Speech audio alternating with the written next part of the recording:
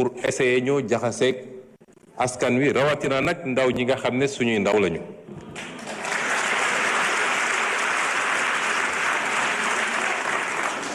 moo tax ñuy wax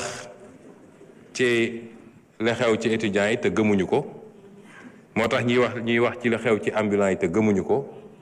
waaye c'est peine perdue te bis bu ne ngeen jéem mun a sax.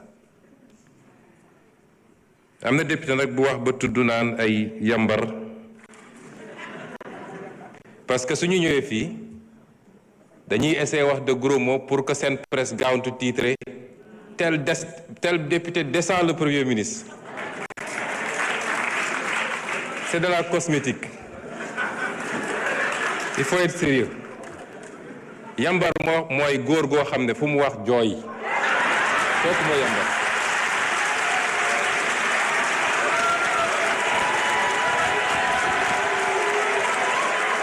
S'il vous plaît. S'il vous plaît.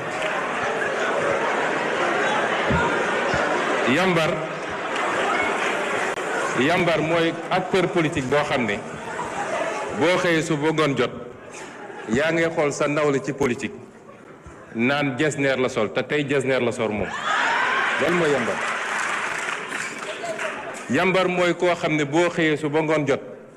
nettali nañ ma wax nañ ma téeméeri étudiant fii jigéen bi mujj naa avorté te suñu nee andil preuve doo ko andi. ñun ñoo leen njëkk a opposé wu fii taxaw naa fi nekk opposant man maa njëkk a wax régime bi fi ne woon ni seen cuune fi mu jëmale Sénégal dina métti te est-ce que am na wala amul. da ngeen ni jóg gis seeni moroom ñu ngeen xaw a maaseel am fu ñu jaar ngeen ne comme jaar na fa mën naa faa jaar du noonu de foo ngeen recyclé wu.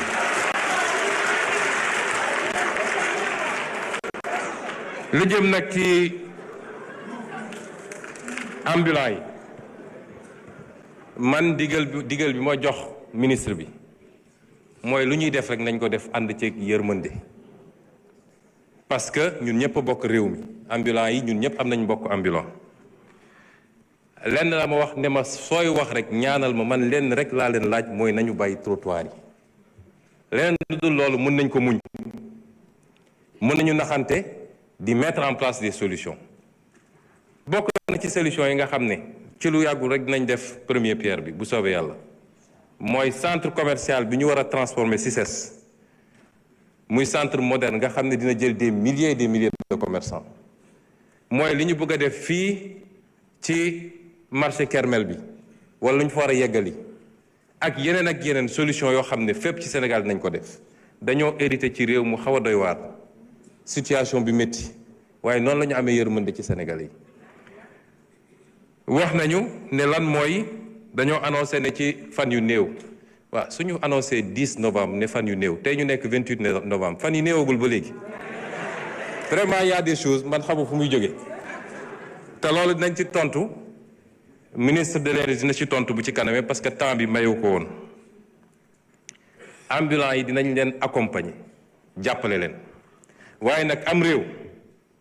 mënuñu dañuy toog ba lépp yemb rek discipline dooga am déedéet il faut ñaari ñu boole ko di def discipline boole ko yërmande parce que Dakar dans un an day accueillir les Jeux olympiques nit ñi mënuñ ñëw fii fees fi dell nit mënul dox ci trottoir rond-point yi nit ñi occupé ko bi ma njëkkee wax ak ambulants yi fii daaw dama leen ne buntu école yi trottoir yi buntu poste de santé yi bàyyi leen ko la ca des mun nañu naxante ndànk-ndànk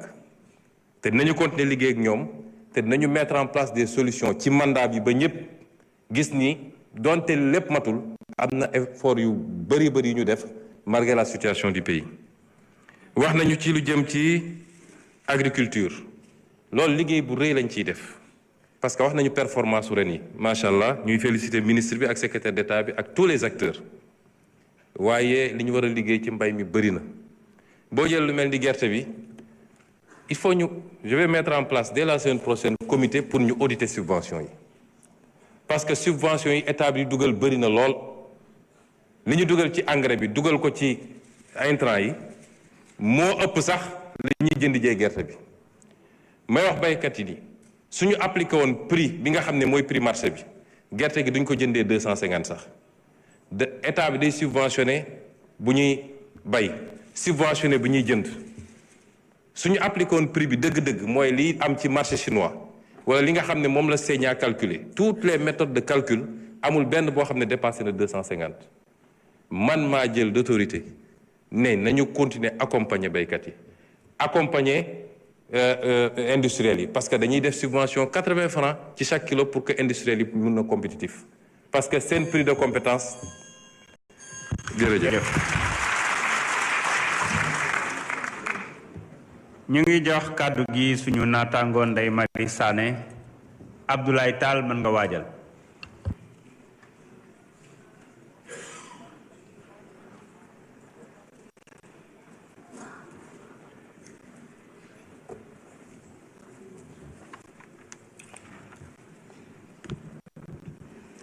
asalaamaaleykum nuyu naa leen monsieur le Premier ministre mesdames et messieurs les membres du gouvernement chers collègues monsieur le Premier ministre où en êtes-vous avec les réformes institutionnelles qui devaient matérialiser les conclusions du dialogue politique convoqué par le président de la République dans un contexte où les citoyens exigent plus de reddition de comptes et de justice, où les partenaires techniques et financiers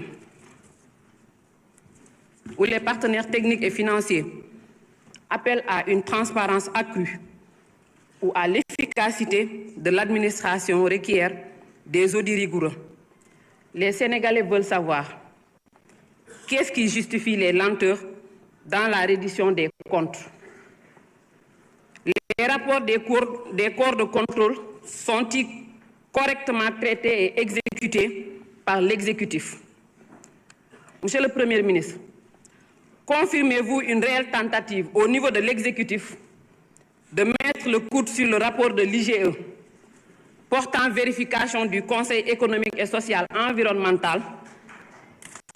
qui aurait épinglé l'ancienne présidente de cette institution? Sinon, où en est cette affaire? Je vous remercie. jërëjëf Abdoulaye Tall honorable Tafsir Thioye mën nga waajal.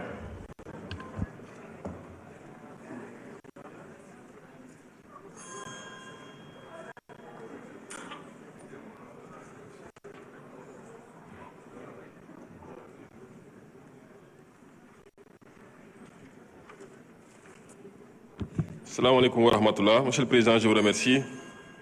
Monsieur le Premier ministre, Mesdames, Messieurs membres du gouvernement, chers collègues, maa ngi leen di gërëm di leen nuyu yéen ñëpp di féliciter le Premier ministre et l'ensemble des membres de son gouvernement ci courage bi ñu am pour ñëw wax ak askan wi wax ak la représentation nationale. di leen gërëm ci courage bi ñu am également pour respecter tradition bi parce que effectivement am na ko wax léegi